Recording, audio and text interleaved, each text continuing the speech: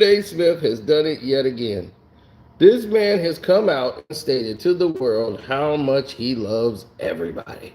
And no matter what he said in the past, he just wants you to know he loves everyone.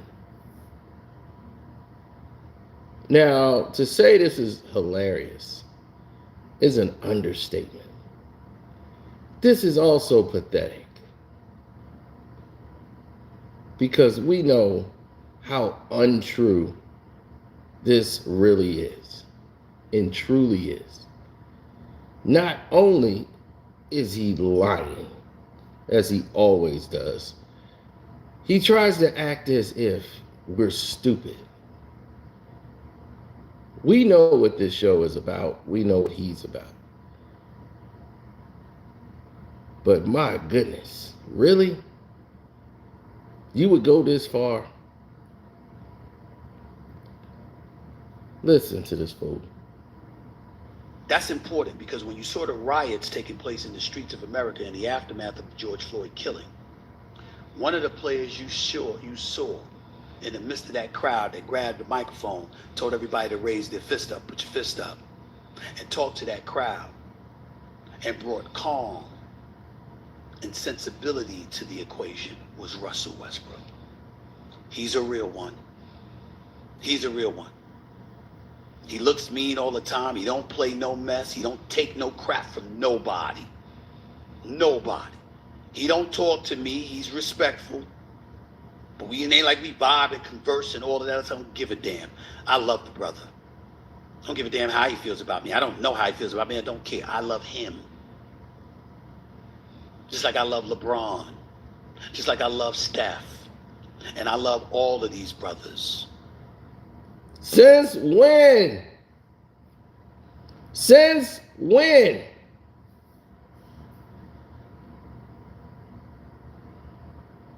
Since when? This man goes on ESPN.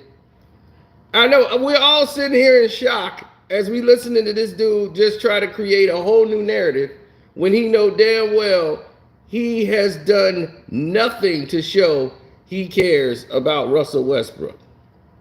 What about Kyrie Irving? Wade, Chris Bosh, and those boys in Miami in 5 games ultimately hasn't been back to the final with them. 2 years, $8 million deal.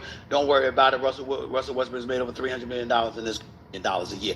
My issue with him is just be on the court and play. And ultimately got a 3-year deal. Props to him. Because Kyrie Irving is box office. Kyrie Irving is worth over $35 million a year. My issue with him is just be on the court and play. Just be on the court and play. Don't miss so many damn games. As long as he's playing, I'm good with Kyrie Irving. Period. Okay? All of that stuff is days of the past. Days of the past? Since when? You were just bashing him. Now it's days of the past. Since when? Since when has it been days of the past?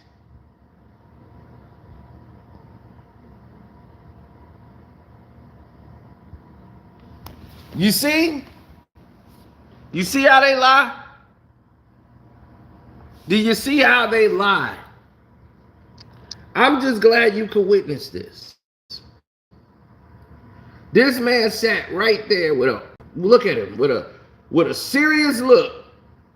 This man spent the whole last 3 seasons bashing Kyrie Irving. You wasn't calling him box office. You wasn't saying good for him, he's got a 3-year deal. You're saying, I don't think you could trust him. Don't pay him the money. I wouldn't pay Kyrie Irving. I don't know if he's gonna play. Y'all remember him saying that? Or am I crazy?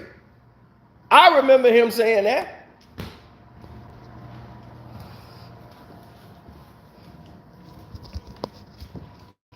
So, this is what I mean.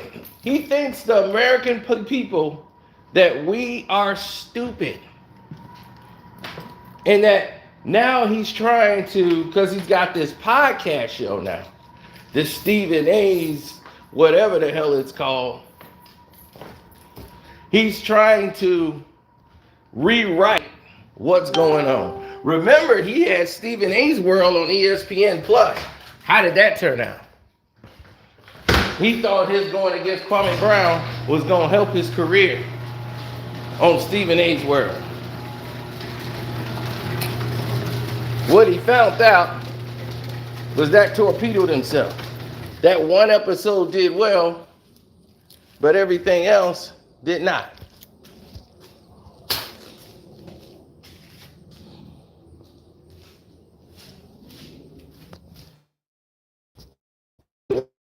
Awful.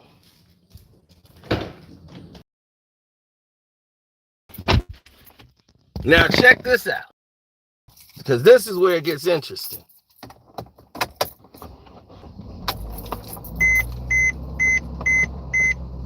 Stephen A. Smith knew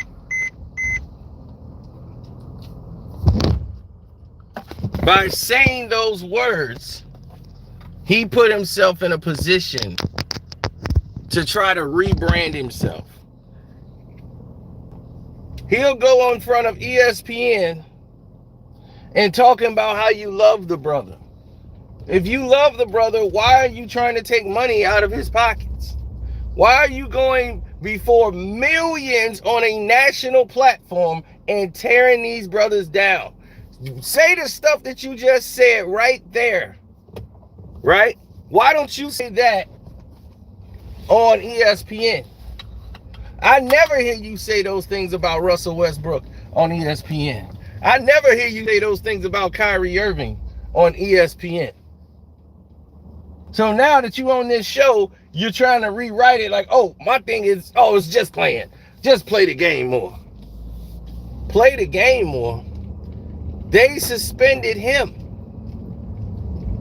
He didn't get hurt.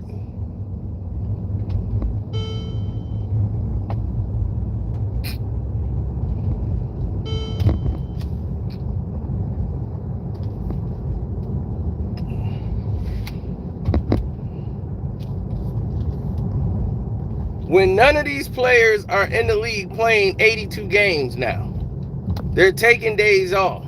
Teams are sitting players down. They never get called out for it. They sit players down on their own, saying, hey, this is the day you're off the thing. And the player be like, I want to play. Nah, the coach is sitting you today. So rest day. Who came up with rest day?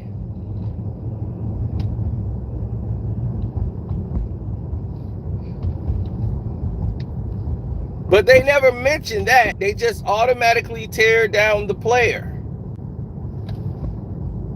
You see how that works? So if you're going to automatically just tear down the player, you're going to consistently always have problems.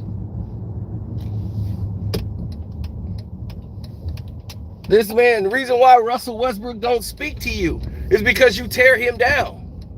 You don't say what you just said now on your show. Why is that? Because you know you don't have a large platform here. And now you want to try to reinvent yourself because this is going to be your new home and format. You want to make it look like you're accessible to everybody, you love everybody, and all this crap. When we know it's all bull. You're trying to build this up because this is built on social media and fans. So they're not going to watch you like they do on ESPN, where the average sports person just clicking the television and go to the channel, go to ESPN, and you're already there. They already have the million viewers. So there, you don't care what you say. Now you're trying to build something, so now you're playing nice.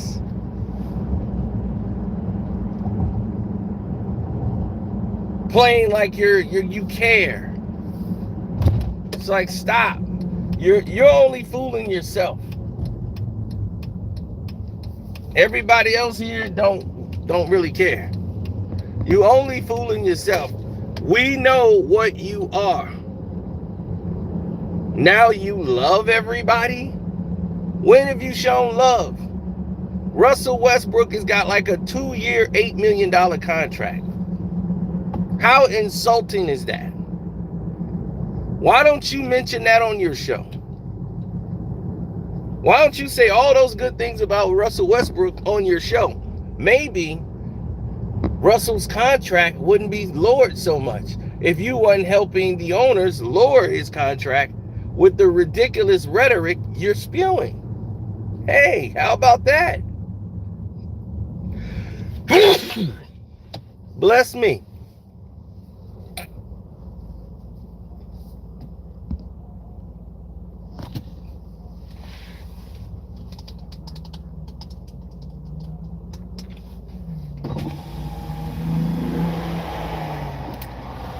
You blasted Kyrie Irving. You misquoted Kyrie Irving because Kyrie Irving never said anything. So when you said he said this about Jewish people, he never said anything about the Jewish people. See, that's the thing that I get mad and upset about. People jump and pile on things they know nothing about. The man didn't say anything. Well, he shouldn't have posted that tweet. Post a link that someone else sent him because he saw something in a line that made sense that was relative to us, and we have to apologize for that.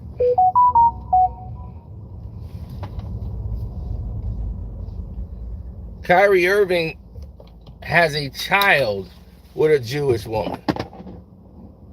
His first child is from a Jewish woman. Did they not know that?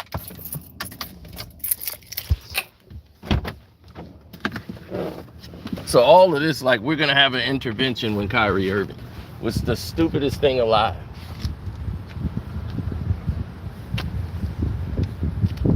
Did you ever point these things out?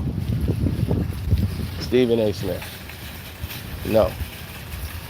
Because you're not a journalist, you're a hack. You've turned into a hack. Jalen Rose is better than you at your job. Why? Because he's played this game and he has a little bit more respect for the people that come along and play the game. He doesn't think just tearing down a player is worth it. I'm not going to tear anybody down that don't deserve it. Other people think you tear LeBron down because that makes you money. No, I tear him down when he deserves it. There's a reason. And believe me, he gives you reason.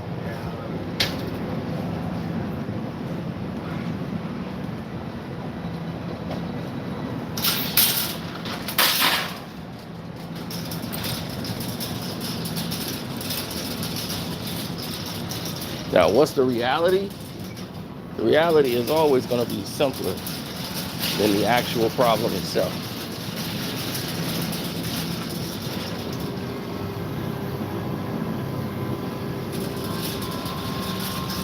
Reality is these people don't want any problems when they're trying to build something else, because they need people like the fans of Russell Westbrook, the fans of Kyrie Irving, to follow their platform on social media. See, that's what he wants now. Now he wants, like, oh no, over here I'm going to say some nice things about him. But why you didn't say it on national television? Why on national television you choose to tear him down, and now here you're trying to claim you love him? Now, I don't need that kind of love.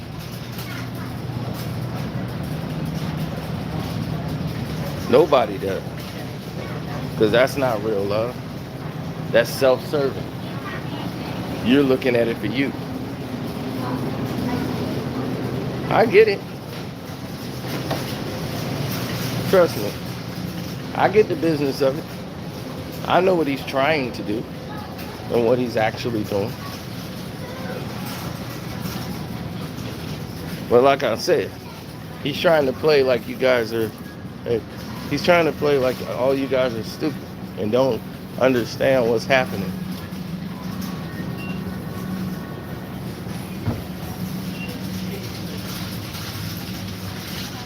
Because believe me, if he's tearing those players down on national TV, it's because he can. He's never going to speak out against who the company say, hey, don't you tear that guy down.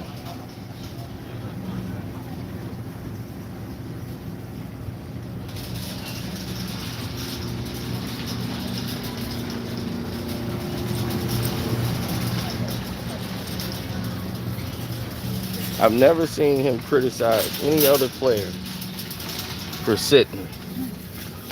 But he has a green light to criticize Harden. He's got the green light to criticize anybody else. But notice, he don't criticize LeBron anymore. No. There's no criticizing LeBron no more. Now he loves LeBron, even on national TV. Because now he knows LeBron has power at ESPN.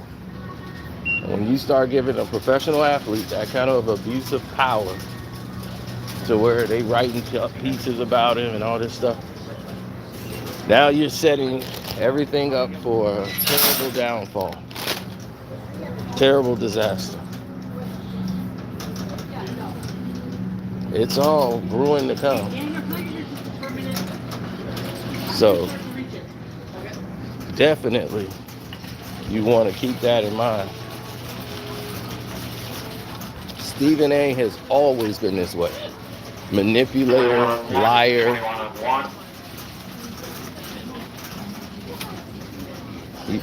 I'm like, the man stabbed Allen Iverson in the back. If somebody's responsible for helping me get to where I'm at, I'm not stabbing him in the back. How could you? How would you dare? That would be one spectacular story I missed out on. Do you know how many spectacular stories I have right now that I can't even say, not even on Patreon? Oh, it would get me probably on ESPN. But I know better than to say. Because saying it means so much more than what all these other people would believe. And it opens up a big door. Yeah, but it would be very entertaining though. But still, you don't do that. That ruins households. Make changes to the business. All type of stuff. And if they knew what was actually going on, a lot of people would be in trouble. Or they would shine a light on it. In that aspect, it would be a lot of things happening that people would be in trouble. So what I choose to do is not focus on those tropes. My thing was to focus on doing it the right way. That was my thing. Like, let's focus on doing things the right way. But there are hot summer savings over the personal care aisle. Let's do that. Focus it on the right stuff, not the wrong stuff.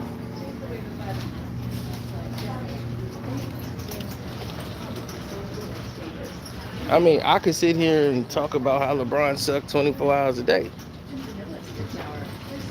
I have prime example to do it, but if there's nothing new to add, I'm not going to sit here and force it.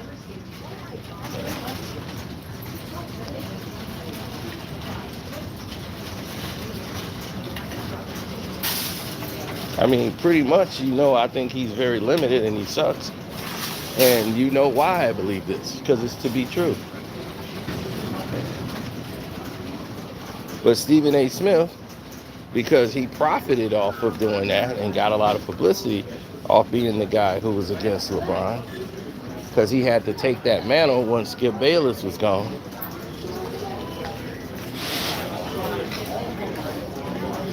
Now he's the guy that's got to love him, because it's all a show for him. It's all theatrics. So now that he's doing all of these theatrics, everybody else has got an opinion on what he should do, how he should do it, the whole nine.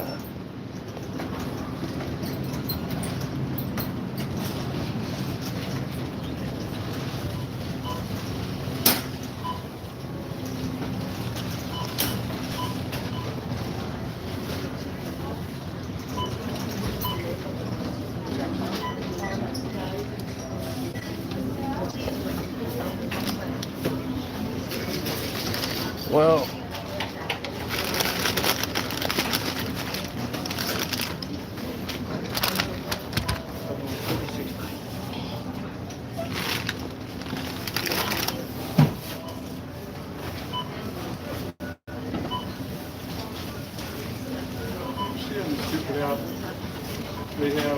they got him on the redeem video. Exactly.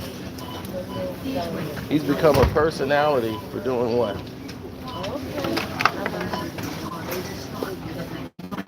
He got his head coach fired, Stephen A, when he was playing ball.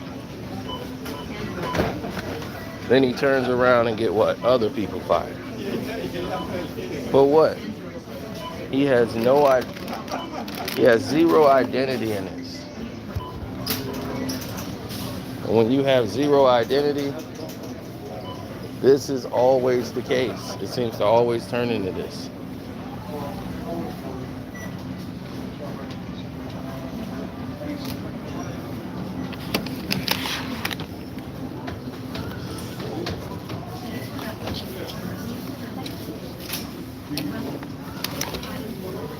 These stamps are.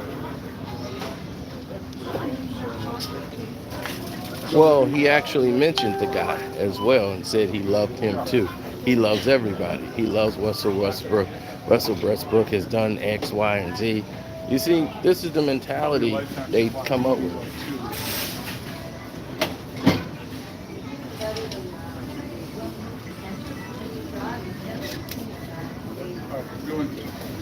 Well, the narrative's always going to change.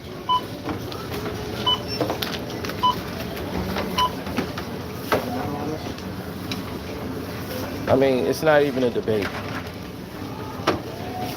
When you try to compare him over Kobe Bryant, it's like, I've seen Kobe Bryant play one game better than LeBron has ever played a game. Many times. He's box office.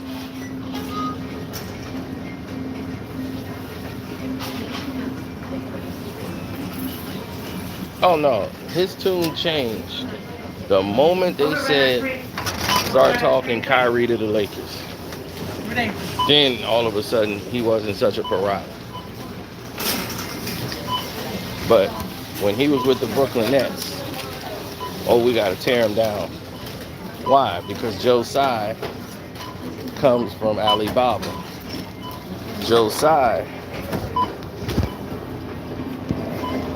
comes from China and has all this money. And they immediately gave him ownership.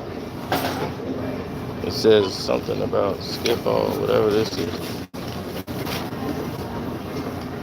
Okay.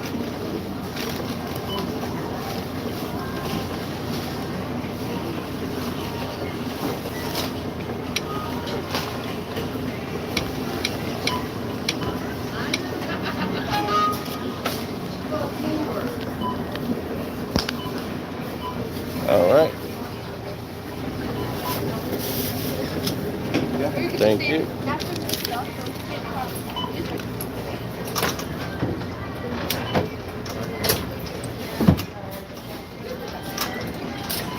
Well, when you start putting 2 and 2 together, and you're coming up with this number, it starts to look a little different, don't it?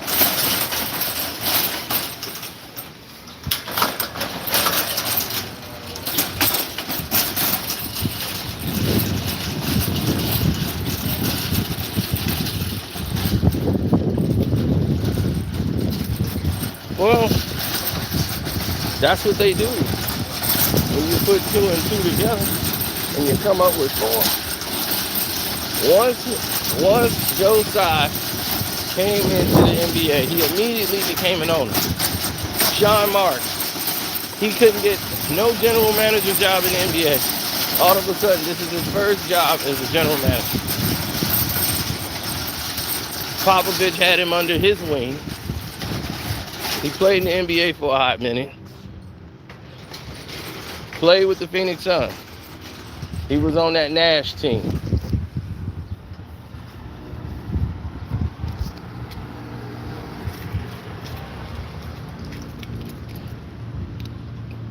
with Pop. I mean, who's on that Nash team with Stoudemire, Matrix. John Marks is on that team. The D'Antoni system.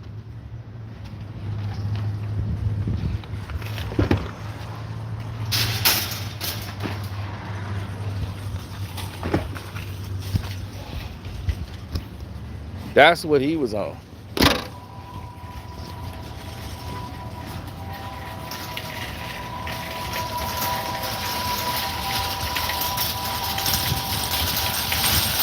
He was on the D'Antoni system for real.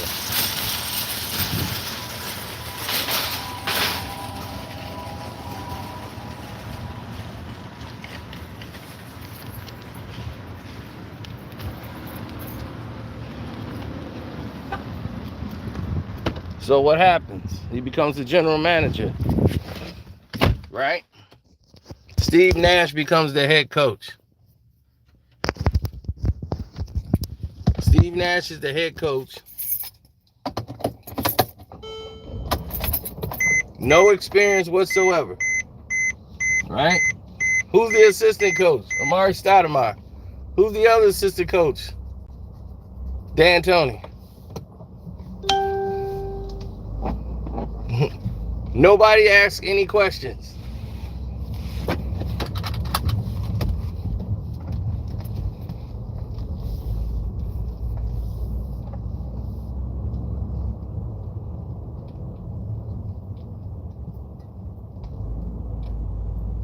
You got rid of Jacques Vaughn and put Nash in there. Why? Nash knew diddly squat about being a head coach.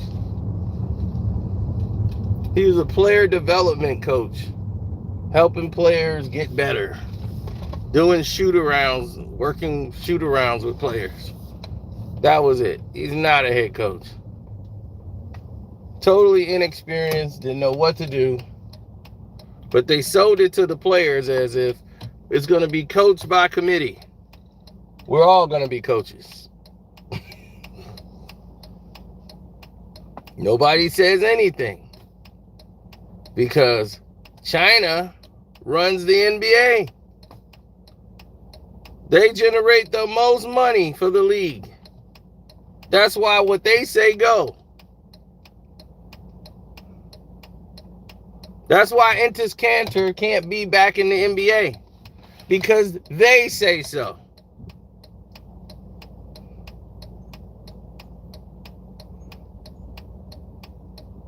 You heard Adam Silver publicly say, "Oh, we respect his freedom of speech. We support his freedom of speech, but you kick a man out in his 20s, in the prime of his career, out of the league. And it had nothing to do with his play."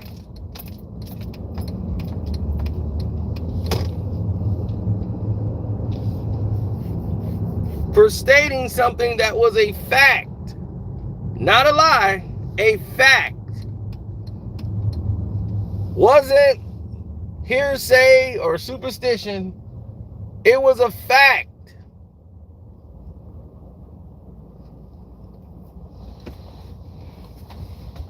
And you kicked him out the league for it.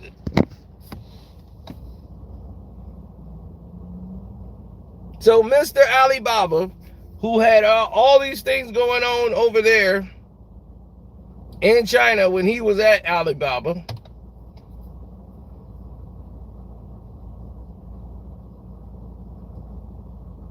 right? The company was financing a genocide.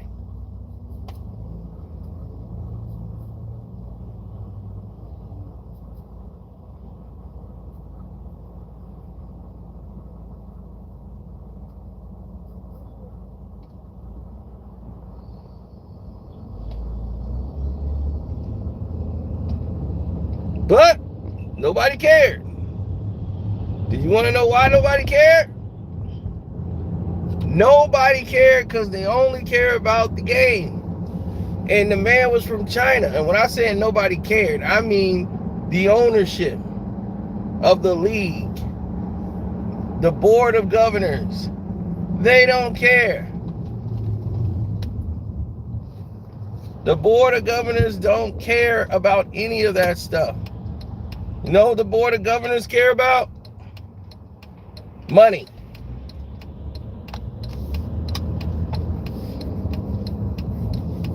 And letting a man from China come in and own a team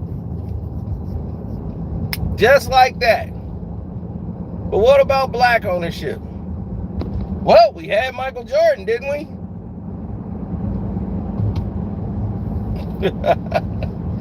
Telling you, man, this thing stinks.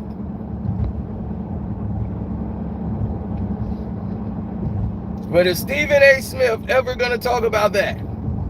Talk about that on your Stephen A. Smith show. And you be the Stephen A. got fired show. He know everything I said is true. Now, how you think I know more than Stephen A. on this subject? No, he knows it more deeper in everything, but he knows he can't talk about it. But he loves everybody now, right? So if you love them, why would you tear them down in front of millions of people?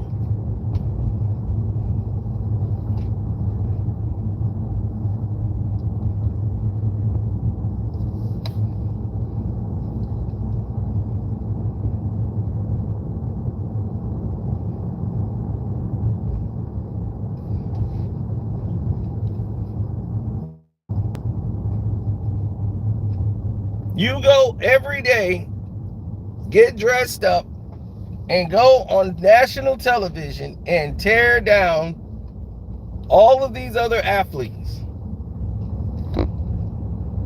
I've never seen him tear down Ben Roethlisberger. I've never seen him tear down Johnny Manziel. When he talks about Johnny Manziel or any other white athlete, you hear the octave drop to this monotone. Yeah, we want to pray for Johnny Manziel, and we know that this is a terrible thing when people have a condition. So, in his opinion, in his infinite wisdom, if a white guy do something, it's out of the norm. So there's got to be something wrong with him. Johnny Manziel got problems. And we wish him the best. Black guy can't have any problems. We just supposed to be tough enough to suck everything up. No, we got no problems. We all good here. We are good in the hood.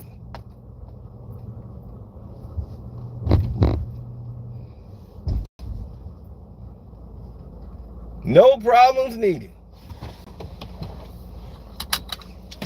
Yes, the hypocrisy is grand. Trust me, at best.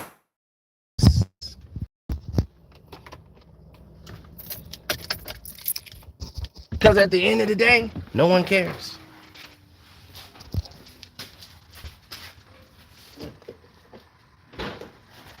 They don't. No one cares.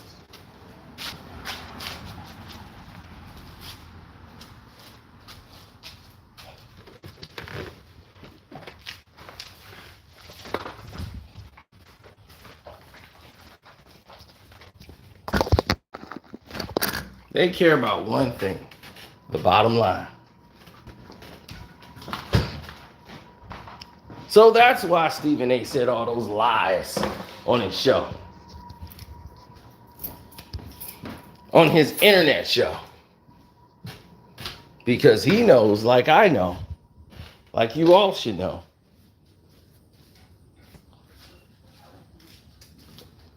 this is what it's about. The more he lies, the more y'all love it.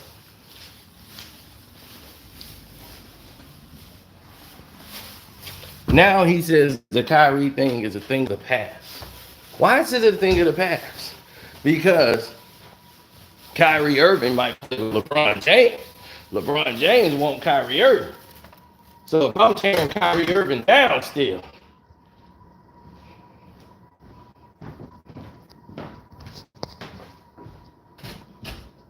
that's not good. That's not what LeBron would want. He likes Kyrie now. He wants Kyrie on the team. So what should we do? Oh, it's very clear.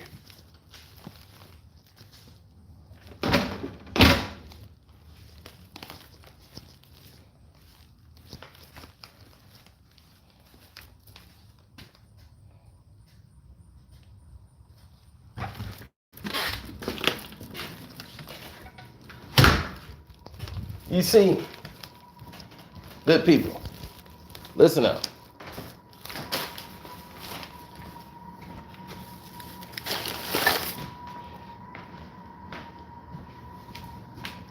If Kyrie was still in Brooklyn, this man would find a reason to hate on Kyrie Irving. Oh, he took a day off because he's mentally stressed because a black man got killed. We got to tear him down for that. But when the owners give him a day off for rest day, nobody got nothing to say. So if you're so concerned, why aren't you concerned when the owners give these players rest days? The players didn't ask for them.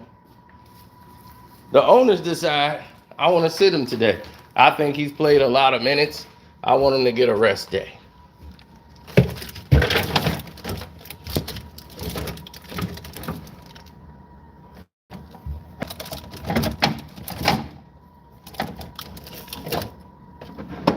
Then LeBron said, well, I never played 82 games before. I'm going to play 82 games this year. And he's like, man, LeBron played 82 games this year. They had to do a whole special on a man showing up for his job every day for a year. When everybody did it in the 80s and 90s and they were getting hit. They played every night.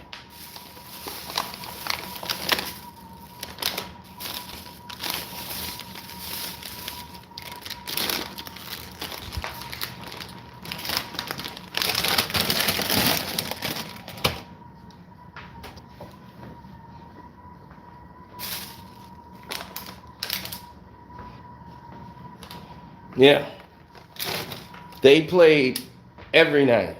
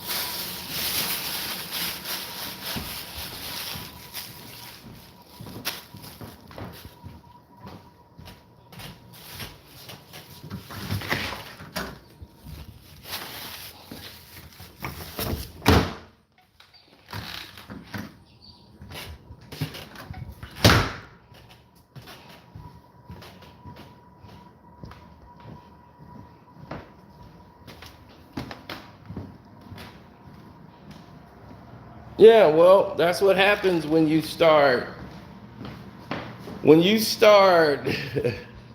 living a lie, as Stephen A. Smith is doing every day.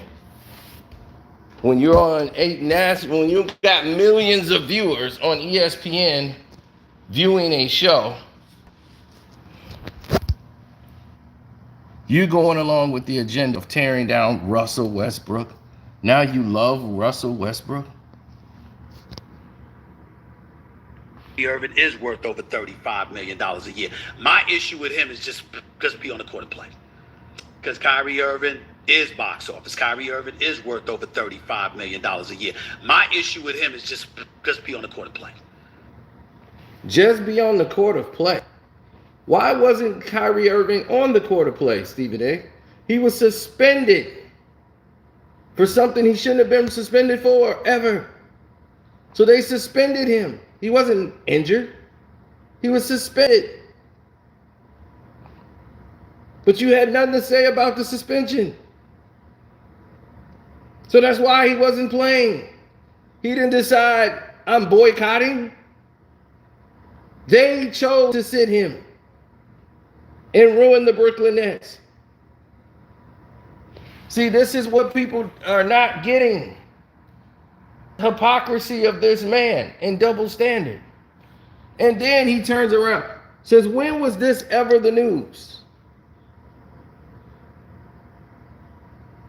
When Kyrie Irving wasn't playing, he was hurt. My issue with him is just be on the court and play.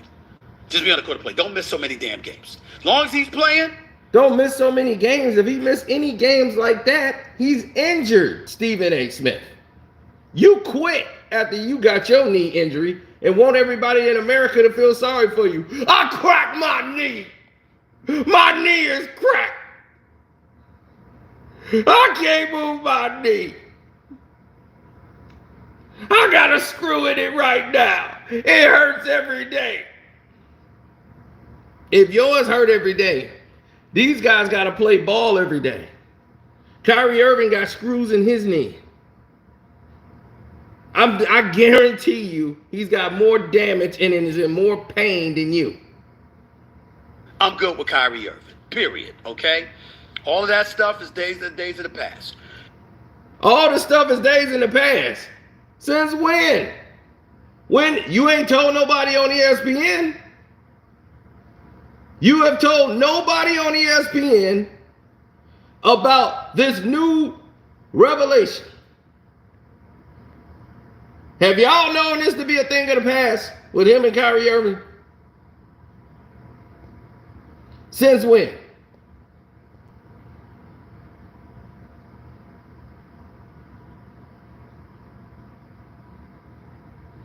Since LeBron has shown interest in Kyrie Irving, your attitude has changed?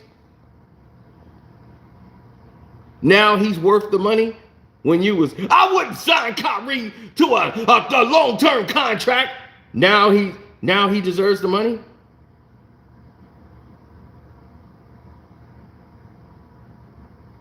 Now here comes an idiot who wants some attention. He says, I'm contradicting myself. Kyrie doesn't play because he's injured, but you just talked about LeBron not playing. What the hell are you talking about? When did I talk about LeBron James not playing? I said LeBron James played 82 games and wanted credit for showing up for his job every day. And they celebrated him playing 82 games in a season. What the hell are you talking about? You see, this is the ignorance and the level of ignorance we have to deal with, ladies and gentlemen. LeBron James has basically been injury-free his entire time of playing basketball. To play as long as he did and not have a lot of major injuries. His injuries didn't start until he got to the Los Angeles Lakers.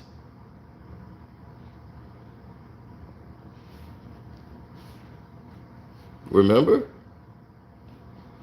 Okay, so no one said that about LeBron. So I don't know. You wanted to bring that up about LeBron. It was weird, but you brought it up.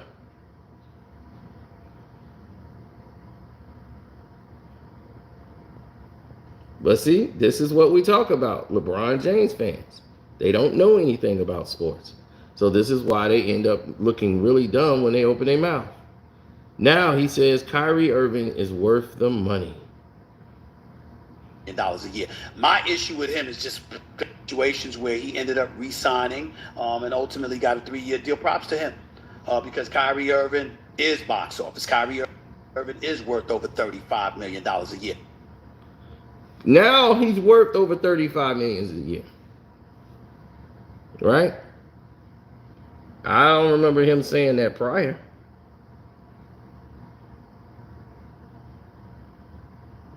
Then he came out to kissing Russell Westbrook's butt. Another player he's torn down over the years. And all of that, I don't give a damn. I love the brother. I don't give a damn how he feels about me. I don't know how he feels about me. I don't care. I love him. Just like I love LeBron. Just like I love Steph. And I love all of these brothers. Then why do you tear them down on national television? You are an embarrassment to the brothers. You are an embarrassment to black people. You are an embarrassment to journalism. You're an embarrassment, man. Nobody looks at him and says, oh, we take your words to heart. You tore down Kwame Brown for 20 years. You used him as a stand-in, like a stand-up punchline. Now you're going to use John Morant as the same way. You brought up Ray Rice and Adrian Peterson talking about them abusing a child.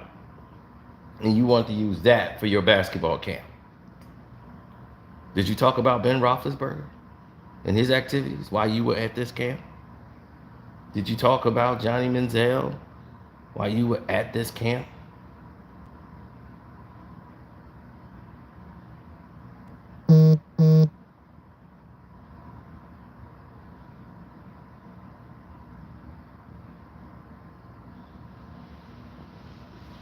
If not, why not? You should have been.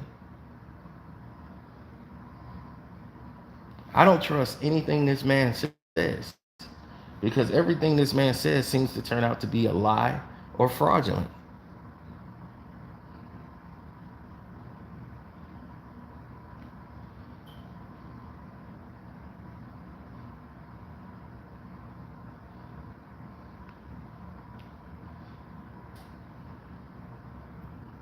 When you can't trust people to tell you the truth, to be honest, and mention, what it truly is in this game, to be something that they're supposed to be, then it's over,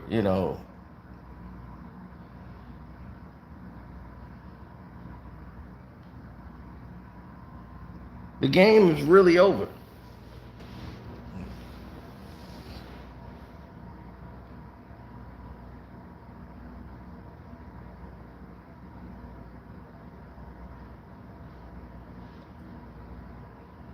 Is Kyrie Irving a better player than Dwayne Wade? Absolutely.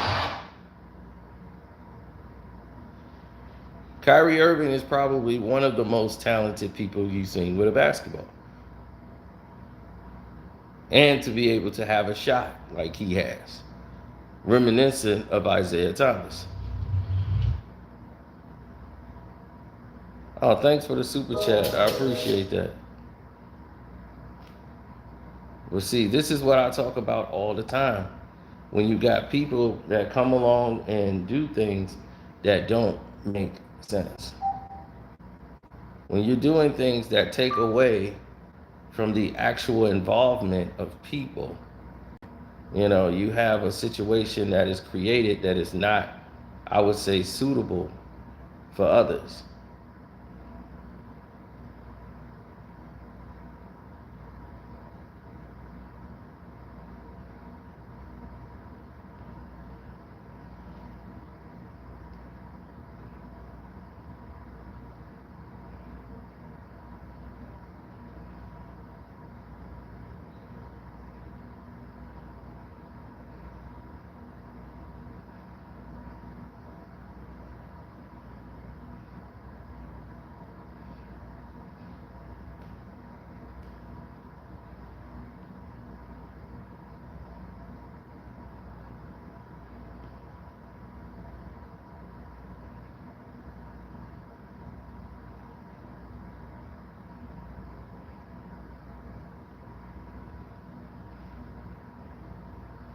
No. I wouldn't, because I understand what's going on.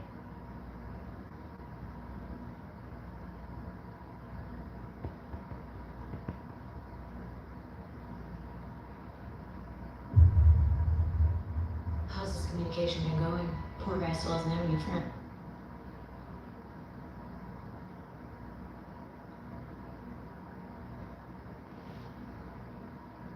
No.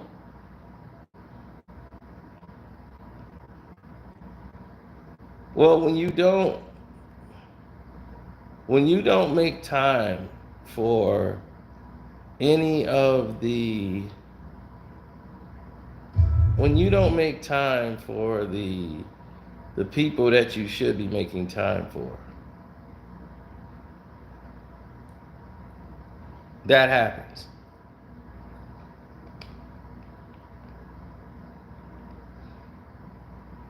So a team can fall apart if you do that. But I get what you're saying, but a team can fall apart doing that when you don't make time for it as a coach. But like I told you, so to blame Kyrie Irving for what happened in Brooklyn is asinine.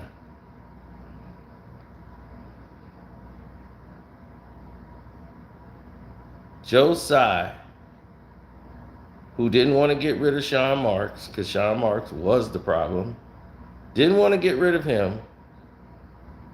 So now everybody is stuck dealing with the situation.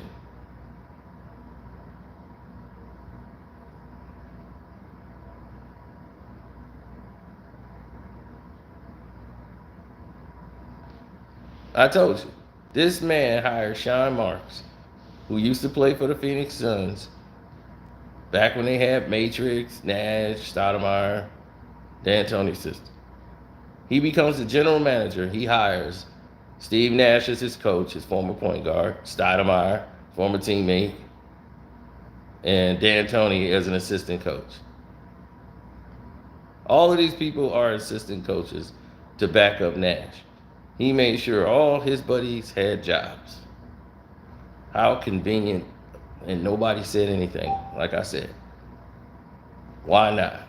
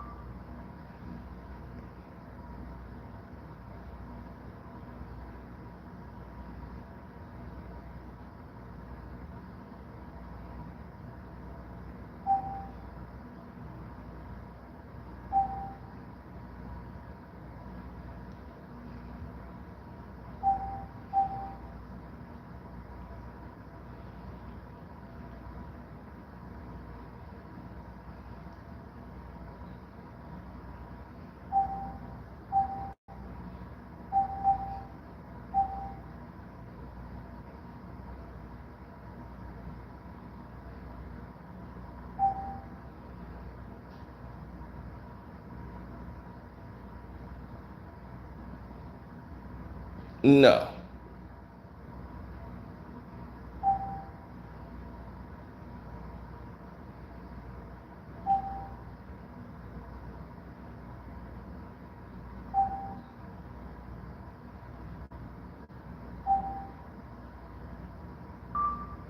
Well, if people looked at it from the way you looked at it, you'll see that Stephen A. Smith is definitely not what you think he is.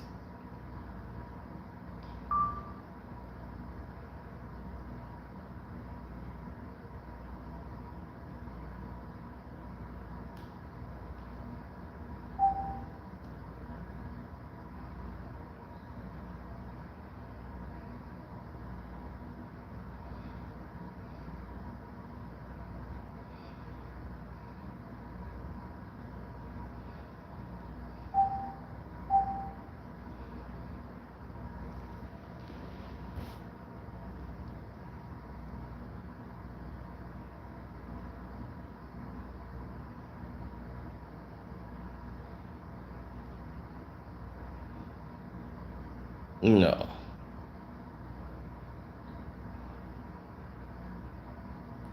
Stephen A. Smith is never going to change because the reason why he's never going to change is simple. No one's going to make him. He's not required to.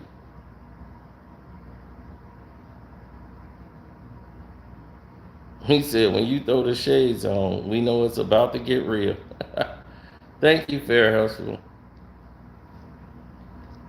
Nah, I had the shades on because I was driving outside.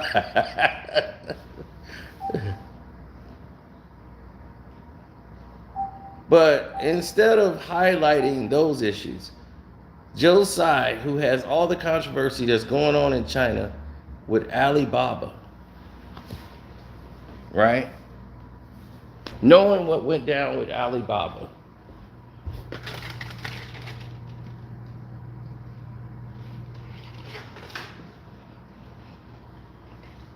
knowing how corrupt Alibaba was, who has financed a genocide of a people over in China. When you vet somebody to be the owner, you think you would miss that? You think that wouldn't make it on the radar? That would miss the blip?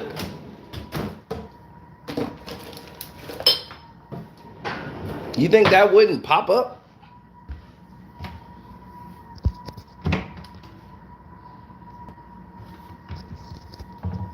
Even if he said, hey, it happened there, but I was just an employee. Nah, sorry. That was under your watch.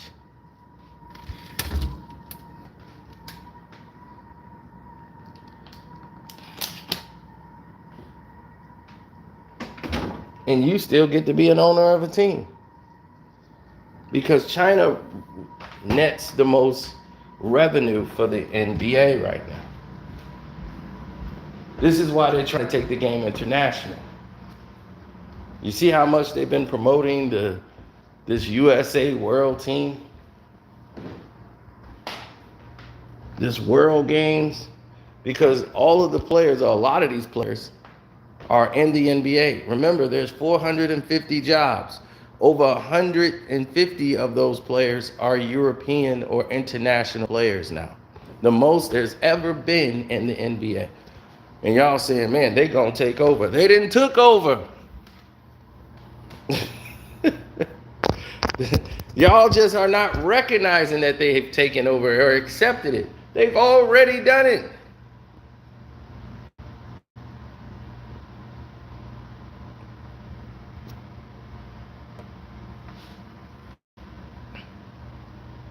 They've already taken over the game. So if you look at the whole game and how it's laid out, they have completely taken it over. They've ostracized the professional athlete. And who were the predominant players in the NBA? Us, black people, right? 80% African American. Now you start reducing that number down to 60, 50%, 40%, 30%. Now the price is going up, right, in the NBA. And now pretty soon, brothers ain't gonna be good enough to play in the NBA. That day is coming. You're gonna have to be an exceptional talent to play. That's down the line, but it's coming.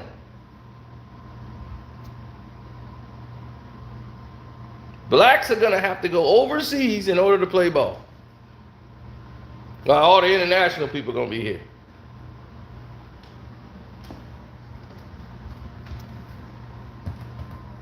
See, you have to see where things are going. You can't see where it's at now, and that's why your vision is skewed. Half these players now that's coming up in today's basketball don't even know how to play the game. And they get drafted. Because it looks nice when they're on the podium and everything else, then 3 years later, you don't know who they are anymore. They're gone. Last year's draft class, probably all of them out the league already. He was like, man, he was on the stage shaking hands and now he's gone. The majority of these players come and go like that and you never even hear from them. And they was on the stage shaking Adam Silver's hand. Because the game of basketball isn't forever. So people like Stephen A. Smith, who should be empowering and telling these people, hey, get a degree. Use this money and opportunity that you got to find something that you have a passionate about also that could be your forever. Create something that you can do outside of this, when this is all over, to be your forever. You have to have a plan B. Because you think you're going to make enough money to last the rest of your life? It won't.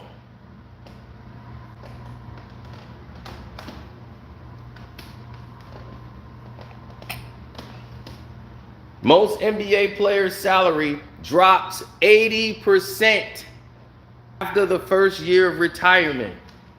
80% of your revenue or higher is gone the moment you retire from the NBA. In the first year, 80% of your revenue is gone.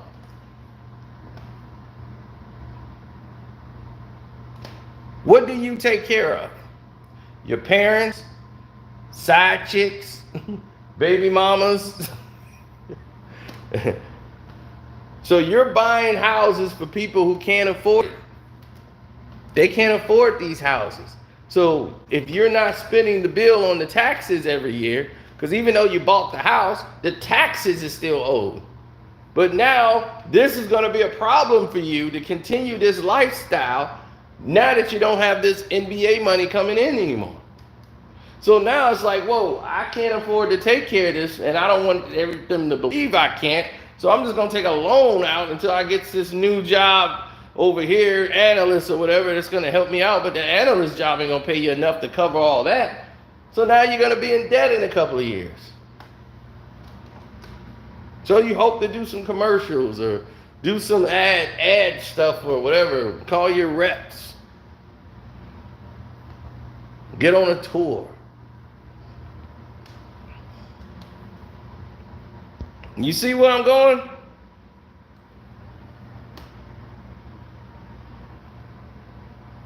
You see where I'm going?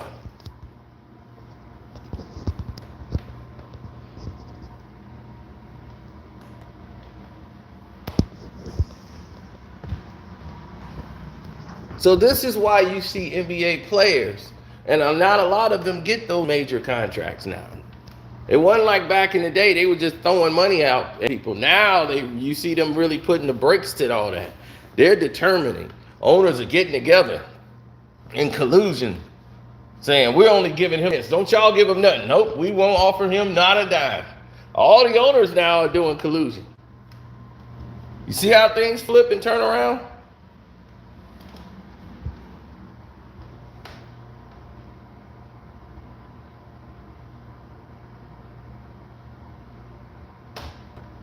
This is why I often say we have to pay attention.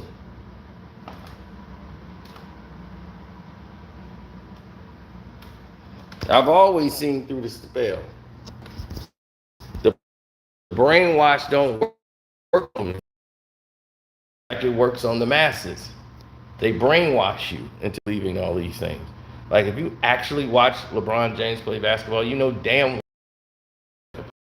Michael Jordan, and they use that comparison, and so people believe it. It's either him or Jordan because they just keep throwing it in comparison. That's like, who's the best player, me or LeBron James? I'd be like, I've never lost an NBA game. LeBron has. Sounds ridiculous, don't it? Sounds ridiculous. That's about how ridiculous the Michael Jordan, LeBron James comparison is. It's like, I don't even want to entertain that every day because it's like, you don't even need to prove that. One guy won 6 championships and never lost. This guy lost in 6 finals. Comparison over. It's done already. I mean, why do I need... We're crowning the guy that got 6 finals losses to a guy who won 6 times. Showed up 6 times, won 6 times. We're penalizing him to praise the guy who lost 6 times. I don't get it.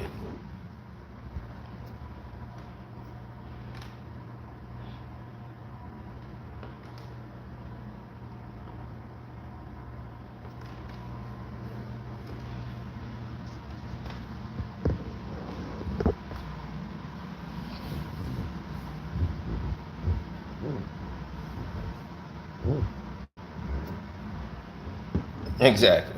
We put him over Kobe. Kobe got a 3-peat. Mike got 2 3-peats. Kobe would have had 2 3-peats, but they didn't. He's got a 3-peat and a repeat.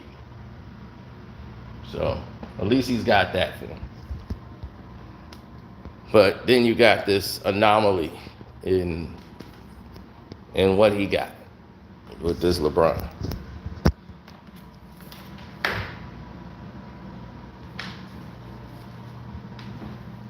Yeah, man, it's what people do, you know.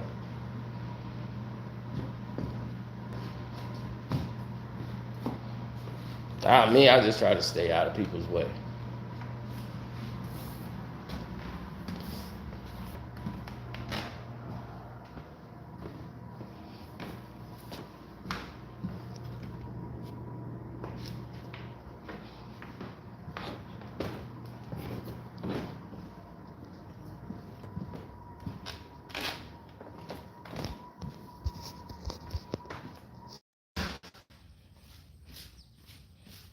Yeah, they don't like to hear me say anything positive.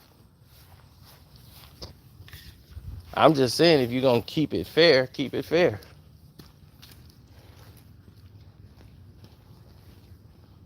You can't sit there and tell me how this player is so great and everybody else just apparently just sucks.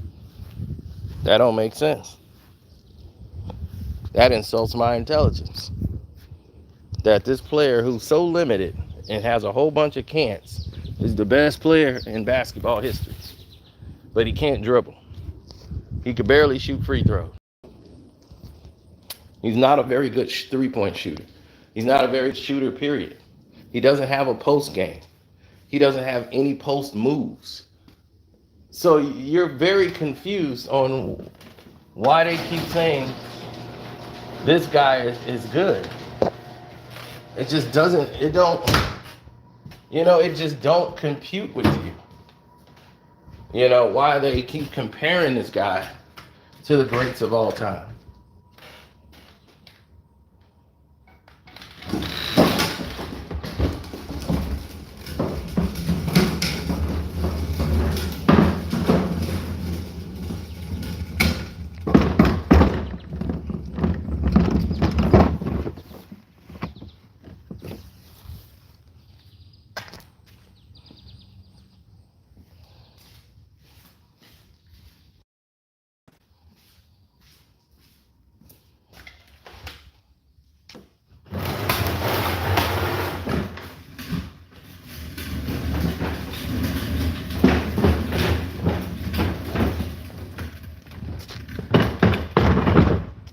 Well, the players that played like yesterday and yesterday's game compared to the players of today's game, you always see the cracks in the ceiling. You see the cracks in the way they play, right? The game isn't being taught at a high level like it used to be.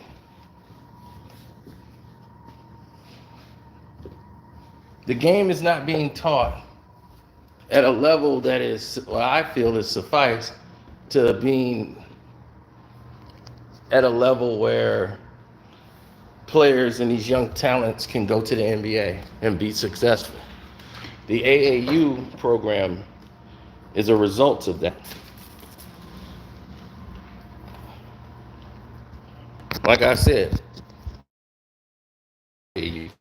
I could be an AAU coach by next week. You don't have to know anything about the game, really, to be a coach for AAU. Some players are not taught the foundations and fundamentals of the game because they don't have to. They have to pay big money to go to these basketball camps. They can learn the game.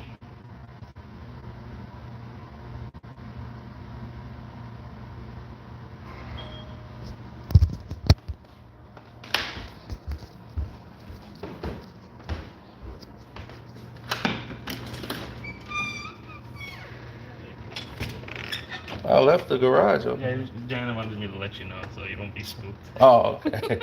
No, I just came back in. Oh, yeah? Yeah. Yeah, all right. Yeah, it's all ready to go. Oh, yeah, thanks, sir. All right, cool.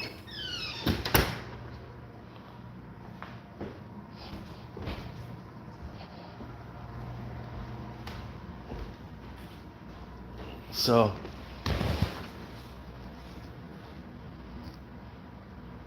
yeah, he wants to use condo complex, so he wants to use my garage.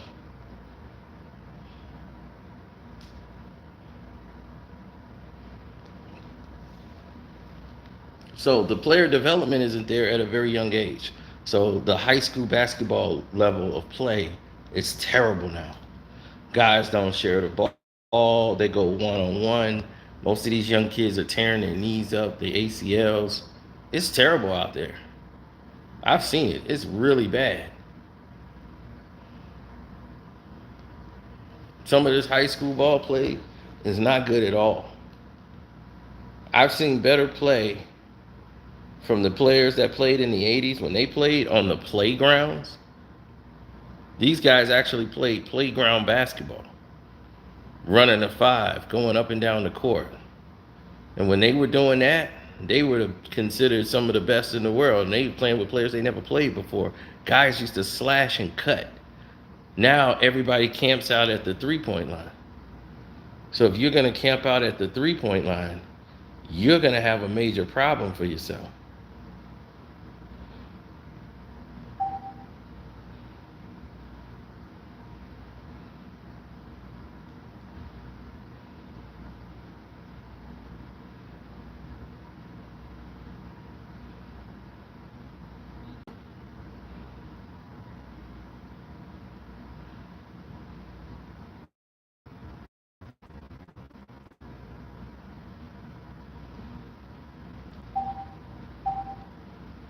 That's why European players are taking the spots, because they were taught fundamentals over there. You watch this world play right now, you see how many players around the world, and these European players, they're being taught the game from the age of 9, 10, how to play organized basketball.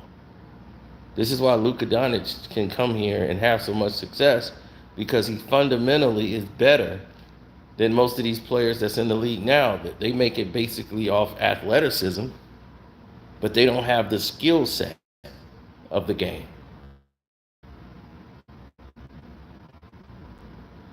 Some are just special. It just comes natural to them, so they can play the game at a high level. But those are far few in between. What about the other players that need time to develop? That's why it normally used to take 4 to 5 years for a player to get into his prime of his career. But see, they don't care about that. What they care about is to have the black athlete play as less years as possible. Why? You want to say why, right? Because you see what's happening with Russ and all these other players. They're playing 20 years. Chris Paul, 20 years. They want to reduce that. You're not going to play 20 years anymore. You're going to be out in like 15 years. See, the average NBA season or playing years used to be 13 years for the superstars. The Barkleys, 13. If you played 15 years, you were really pushing it. Nobody played like 20 years like Kareem. You know, this game was a wear and tear on your body, and plus, at that age, you're flying up and down the court, going up against these younger guys who keep coming in the league. They're like 19, 20 years old. They can run like gazelles, and they can continuously run. You can't.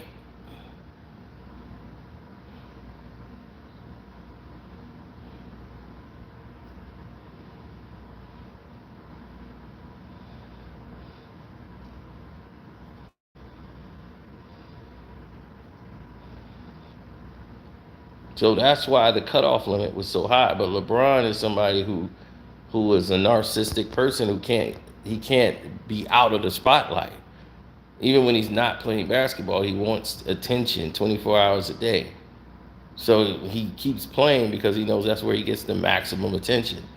And when the game has evolved past him, Steph Curry is the guy that's the face of the league, but yet we're promoting LeBron James. And for what? LeBron James' days was over in like 2016, should have been his swan song. He's been in the league since 2003. Everybody that's came in with him is retired. They're gone. Steph Curry is going to be pushing retirement. And he's already accomplished more than LeBron in less time. And the whole league is about Steph Curry. It's not about LeBron. But they try to make it assume that this guy is the face of the league, and it's terrible because you're promoting bad basketball play, bad teammate, bad locker room guy, you bad everything, and you're saying this is what basketball is be like LeBron. And it's terrible. You get to pick 20 people to be on your team and jump on a new team every year if you don't like how the team is going, because you don't want to spend any time trying to develop a winning team. So it's god awful.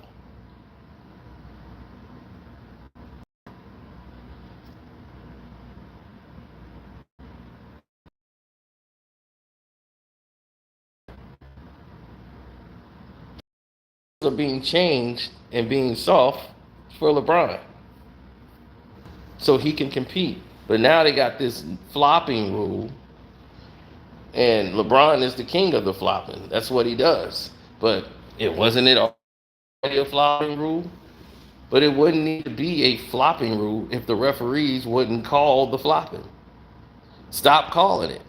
Doesn't need to be a flopping rule. That's one thing I agree with Gilbert Arenas, is there shouldn't be a flopping rule. That is stupid. All the referees have to do is not call the flop. Stop calling stuff a foul that isn't a foul. Just because a player is wailing his arms on the floor doesn't mean he got hit. And if you missed it, well, too bad. Just watch for it again next time. You see, they didn't have all this nonsense back in the day. Well, we're going to go back to the tape and we're going to see if it's a hostile act. Hostile is the intent of the person. Somebody can get hit, you didn't intentionally, and what you going to do, throw them out? They don't know how to circumvent rules. They don't. They have no clue. So because they didn't know how to circumvent it, thing went crazy. Right?